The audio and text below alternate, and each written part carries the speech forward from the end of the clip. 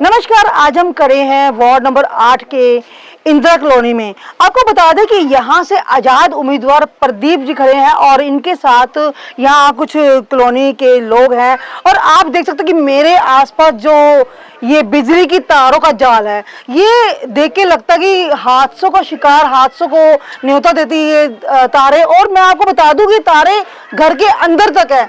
तो सोचो कैसे यहाँ पे लोग रहते होंगे, किस तरह से जीवन बसर करते होंगे, कितनी खौफनाक जिंदगी होगी कि हल्की सी हाथ लगी, बच्चे का हाथ लगा, बड़े का हाथ लगा और कोई घटना जब मर्जी कर सकती है। तो बात करते हैं प्रदीप जी से कि आप जैसे आजाद उम्मीदवार खड़े हैं, तो क्या क्या आपके प्राथमिकता रहेगी, क्या क्या लोगों की समस्याओं पे आपका फोकस रहेगा। तो आइए जानते हैं प्रदीप से। प्रदीप, स्वागत है आपका पहले हमारे चैनल में।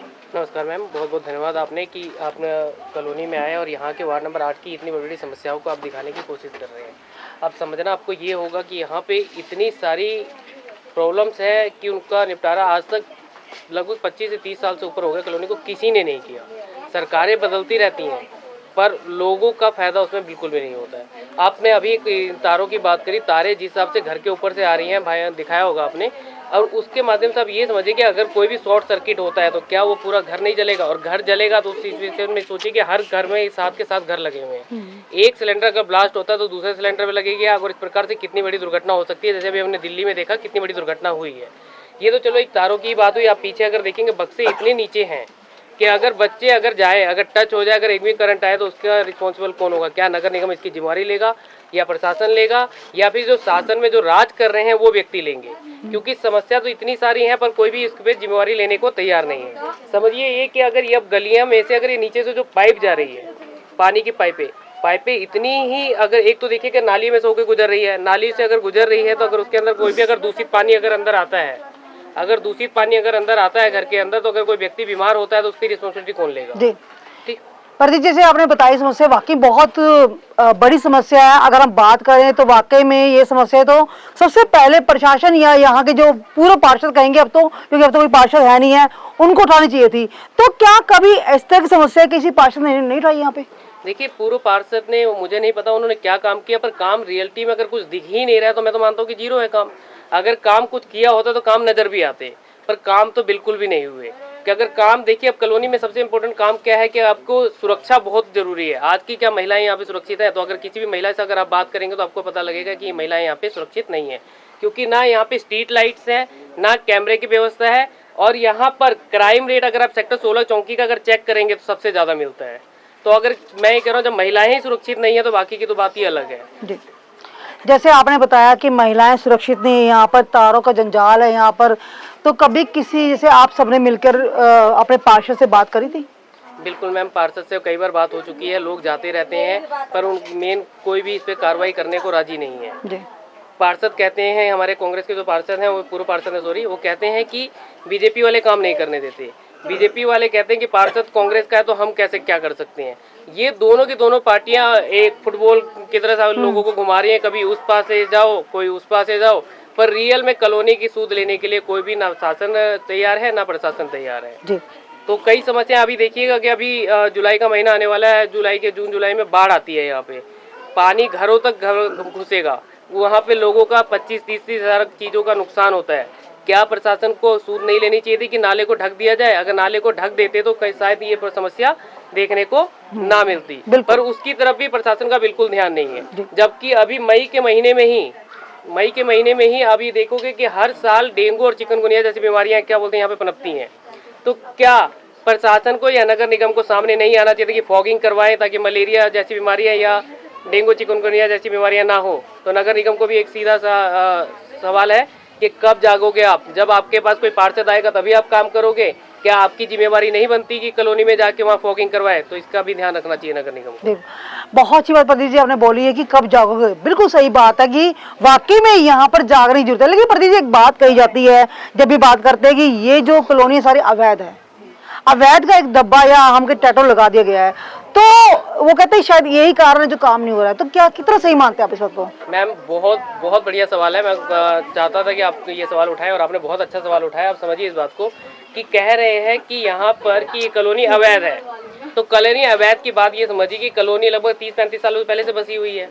तो अगर 30-35 साल से कॉलोनी अगर बसी हुई तो आपने बसने क्यों दिया? पहली बात तो अगर बस गए हैं तो क्या सुप्रीम कोर्ट की गाइडलाइन है स्पेशली कि मूलभूत सुविधाओं से आपको वंचित नहीं किया जा सकता? फिर किस अधिकार से हमें मूलभूत सुविधाओं से वंचित किया जा रहा है? पहला सवाल। दूसरा सवाल ये कि अगर कॉलोनी अगर अवैध है, देखिए बीजेपी वाले, फिर मैं बोल रहा हूँ कि बीजेपी अगर रहेगी तो कांग्रेस को जो बोलेगी कांग्रेस ने अवैध किया, कांग्रेस से पूछो तो कहेंगे बीजेपी वाले ने अवैध किया। पर मैं जितना मानता हूँ कि कॉलोनी तो शुरू से ही, जब हमारे पास कोई डॉक्यूमेंट नहीं थे उस समय तब अवैध थी, पर पहले भी तो काम हुए। क्योंकि अगर ये पत्थर लगे हैं, टाइल्स लगी हैं, तो जब कॉलोनी को वैध घोषित कर देते हैं जब काम करना होता है, और जब काम ना हो तो फिर अवैध घोषित कर देते हो। ये तो आपका क्या बोलते हैं, दोहरा चरित्र समझाता है कि जब अगर कोई मैं काम लेने चला जाऊंगा तो आप कह दोगे कॉलोनी अवैध है, पर जब वैसे क्या बोलते हैं आप कह देते हो कॉलोनी वैध है।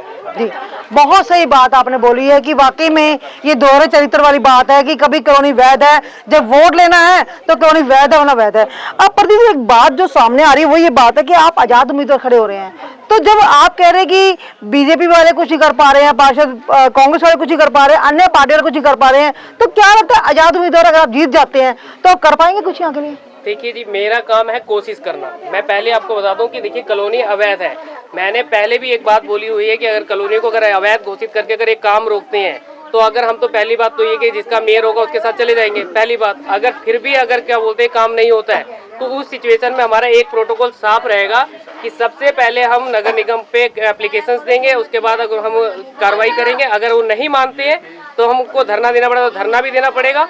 और धरना देने के बावजूद भी अगर काम नहीं होता है तो पहली बात ये कि मैं हाई कोर्ट का दरवाजा खटखटाऊंगा। अगर हाई कोर्ट भी अगर हमारी नहीं सुनवाई करेगा तो हम हो सकता है कि हमेशा के लिए धरने पे इस जगह पे बैठ जाएं, आमरण अनशन भी कर सकते हैं और अपनी पोस्ट भी त्याग देंगे उस समय। प्रदीप जी, बात एक दिमाग में ये आ रही है कि आपने इस बार सोचा कि मैं आजाद उम्मीदवार लड़ूं, लेकिन आप तो कब से रह रहे हैं, तो पहले क्यों नहीं बात सोची आपने? देखिए, पहले हमें उम्मीद थी कि शायद कोई खड़ा हो और काम करवाए, बट पहली बात तो किसी ने काम नहीं करवाया। और खुदा ना खास्ता इस बार क्या हुआ कि सीट जनरल हुई है, तो मुझे लगा कि जब कोई नहीं सामने आ रहा है तो मुझे खुद आगे आना चाहिए और इसके लिए फाइट करना चाहिए। और बाकी रही आजाद उम्मीदवार की बात, तो देखिए जी, अगर कोई भी सही व्यक्ति अगर टिकट के लिए जाएगा ना उसको टिकट मिलती नहीं है, क्योंकि उनका सीधा प्रोटोकॉल है कि इनसे सिर्फ हमने झंडे उठवाने हैं। तो झंडे उठाने के लिए कॉलोनी वाले नहीं बने, उनको ये बात समझना पड़ेगा। बहुत सही बात है, बहुत सही बात बोली है प्रदीप जी आपने। लेकिन मुझे अब ये जानना है कि लोग कहते हैं ना, एक हजूम होना चाहिए जो साथ रहे, जो समर्थन में रहे, ताकि आपका जो मनोबल है वो गिरे ना। तो लोगों का रुझान कैसा आपको लेकर? देखिए, मुझे तो जितना समझ में आ रहा है कि लोगों का रुझान इसलिए अभी अच्छा है क्योंकि उन्होंने देखा है, शुरू से ही हम काम करते हैं। जब पंचकुला की सड़कें बन रही थी तो सड़कों में हमने वाइट मार्क किए थे ताकि वो सड़कें बन जाए, उपेंद्र कौर आलवालिया के टाइम पे। वैसे कई बार हमने कॉलोनी के मुद्दे उठाए हैं, नशे के ऊपर काम किया है, तो लोगों को हम पे पूरा विश्वास है कि हम काम अच्छा करेंगे। और मैं उम्मीद करता हूं कि जनता मेरी बात को समझेगी, इसलिए समझेगी क्योंकि पहली बार किसी ने सही मुद्दों को लेकर राजनीति में उतर रहे हैं। नहीं तो अभी तक की राजनीति जो होती थी, देखिए, या तो यूपी बिहार प्लस वाल्मीकि होएगा राजनीति में, या राजनीति में क्या होगा कि ये छोटी कास्ट ये बड़ी कास्ट, इस पे राजनीति होती थी। मैं इस बार पहली बार जनता को ये कह के चल रहा हूँ कि 36 बिरादरी का समर्थन लेके आपको साथ चलना है, क्योंकि आपकी आवाज़ अगर तभी बन पाएगी जब आप सभी संगठित होंगे। तो मेरी कोशिश सिंपल सी एक ही है कि मैं सभी को संगठित कर पाऊँ, और संगठित करने के बाद उसके बाद अगर जरूरत पड़े तो मैंने आपको पहले बोला कि अगर नगर निगम को पे भी हम धरना दे सकते हैं, और ये तभी मुमकिन हो पाएगा जब हम लोगों को जागरूक करेंगे और संगठित करेंगे। बहुत अच्छी बात है आपकी। अब मैं ये जानना चाहती हूँ कि जैसे आपने कहा कि पार्टी भी लोग भी होंगे, पार्टी बनेगी, ना किसी पार्टी को ना किसी को आप वोट देंगे उम्मीदवार न को, लोगों की सोच ऐसी है, मैं मानती बात हुई आपके। आप यहाँ रहते हैं, काफ़ी सालों से रहते हैं, बड़े मुद्दे हैं, आपने खुद कहा बहुत मुद्दे हैं, तो किस तरह के मुद्दे आप सोचते हैं कि पहले मैं उठाऊंगा यहाँ पे? देखिए, अगर मुद्दों पे बात करें तो सबसे पहले बात मैं करूँगा, सबसे इम्पोर्टेंट अगर ये शिक्षा का व्यवस्था। शिक्षा व्यवस्था ही सब कुछ डिपेंड करती है कि किस तरीके से कहाँ पे सुधार किया जा सकता है। तो शिक्षा के लिए सबसे पहली बात तो मैं एक बार फिर एक कटाक्ष करना चाहूँगा सरकारों पे कि आप ये देखिए कि कहते हैं कि चंडीगढ़ में बीजेपी सरकार है और पंचकुले में भी हरियाणा में बीजेपी सरकार है, बट अगर पंचकुले की इंदिरा कॉलोनी या राजीव कॉलोनी के बच्चों को अगर एडमिशन लेना होता है तो चंडीगढ़ के स्कूल मना कर देते हैं। क्या कह के मना करते हैं कि हमें चंडीगढ़ का एड्रेस चाहिए तब एडमिशन मिलेगा। तो ऐसा क्या कि जब राइट टू एजुकेशन हमारे क्या बोलते हैं संविधान में है, राइट टू एजुकेशन अगर है, तो राइट टू एजुकेशन के आधार पे ये वाली बात कहाँ से आई कि क्षेत्रवाद वाली बात कहाँ से आ गई कि अगर कॉलोनी में हो तो आपको एडमिशन नहीं मिलेगा। तो ये समझने वाली बात। तो सबसे पहले हम शिक्षा पे काम करेंगे, उसके बाद शिक्षा पे काम करने के बाद जैसे पहले शिक्षा में हम डिमांड ये रखेंगे, जो हमारा स्कूल है बुढ़नपुर वाला, वो अगर हमने प्राइमरी स्कूल तक है, पर हम उसकी डिमांड करेंगे हमें कम से कम यहाँ पे 10वीं तक का सरकारी और सीबीएसई बोर्ड का स्कूल प्रोवाइड करवाइए। दूसरी बात करें, हम स्वास्थ्य पे बात करेंगे। स्वास्थ्य की बात ये है कि अगर आप देखेंगे कि एक हमारे पास कम्युनिटी सेंटर स्वास्थ्य की बात करेंगे तो एक हमारे पास डिस्पेंसरी है, पर वो सेक्टर 16 में है। और सोचने वाली बात है कि सेक्टर 16 से जो रास्ता जाता है, आप कभी नोटिस करिएगा 16 की चौकी के साथ जो सेक्टर 16 का रास्ता जाता है, वो रास्ते को बंद कर दिया गया है। आखिर में ये कॉलोनी के साथ सेक्टर 16 या सेक्टरों के साथ दुर्व्यवहार क्यों किया जा रहा है? कॉलोनी के साथ में वो रास्ता क्यों बंद किया जा रहा है? सोचने वाली बात है। तीसरी बात ये कहूँगा, एक तो शिक्षा की बात होगी, दूसरी स्वास्थ्य की बात होगी। तीसरी बात अगर मैं ये कहूँगा कि कॉलोनी की जितनी भी मूलभूत सुविधाएं हैं, चाहे वो पानी हो, चाहे वो बिजली हो, चाहे वो गलियां हो, उनको सबको पक्का करवाएंगे, सही तरीके से देंगे। ये मेरी प्राथमिकता रहेगी। जी, बहुत अच्छे भतीजा ने बोली। लेकिन एक जो प्रश्न है मेरे जहन में आ रहा है, कहते हैं कि लोग जो है वो बिक जाते हैं, कोई शराब में बिक गया, कोई पैसों में बिक गया। आपको नहीं लगता ऐसा कुछ होगा यहाँ पे? देखिए, अभी तक जो हमारी एक बहुत पहले मैं आपको क्लियर कर दूं कि हम एक जागरूकता अभियान भी साथ के साथ चला रहे हैं। बिल्कुल आपकी बात सही है। मैं लोगों को यह आपके माध्यम से एक बात साफ कहना चाहता हूं कि एक बार ध्यान रखिए, जो लोग आप पे दारू के चक्कर में, कोल्ड ड्रिंक के चक्कर में 5-5 लाख 10-10 लाख रुपए खर्च करेंगे, वो आपका काम तो नहीं करेंगे। क्योंकि काम अगर उन्होंने करना होता तो आपको 10 लाख रुपए में खरीदते नहीं हो। तो आप बिकिए मत, आप अपने मुद्दे पे रहिए। अगर मुद्दे पे रहते तो आपकी राजनीति सही होगी और आपके काम भी होंगे, नहीं तो फिर आप अपने बच्चों की शिक्षा के लिए तरसेंगे और अच्छे स्वास्थ्य के लिए तरसेंगे। तो अब मैं आपसे फिर अपील करता हूँ जनता कि कृपया इस बात को ध्यान रखिए कि किसी के 500 रुपए के दारू के या नोट के चक्कर में ना बिकें।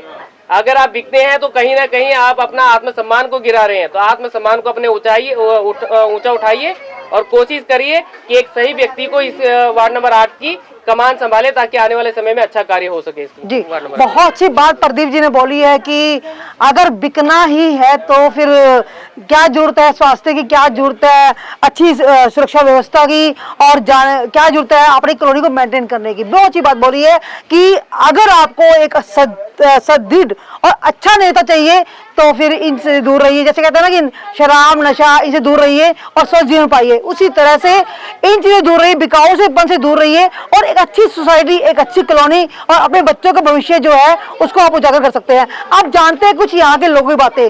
आपका नाम क्या है? मेरा नाम रोहित चौहान। रोहित जी, आपको पता है प्रदीप जी आजाद उम्मीदवार यहाँ पर खड़े हो रहे हैं, तो क्या पता है? और मैं इनके साथ भी हूँ क्योंकि इनका सोच मैंने देखा है जो इस कॉलोनी के प्रति है और जो यहाँ के लोगों के प्रति है। क्योंकि यहाँ की काफ़ी सारी ऐसी समस्याएं हैं, बड़ी बड़ी समस्याएं, छोटी छोटी समस्याएं नहीं। नशे के प्रति भी इन्होंने एक संगठन के साथ ये सहयोग दिया है और काफ़ी हद तक ये क्लोज भी किया गया है। बड़े बड़े जो नशे पत्ते वाले काम होते थे यहाँ, वहाँ कुछ क्लोज हुए एक।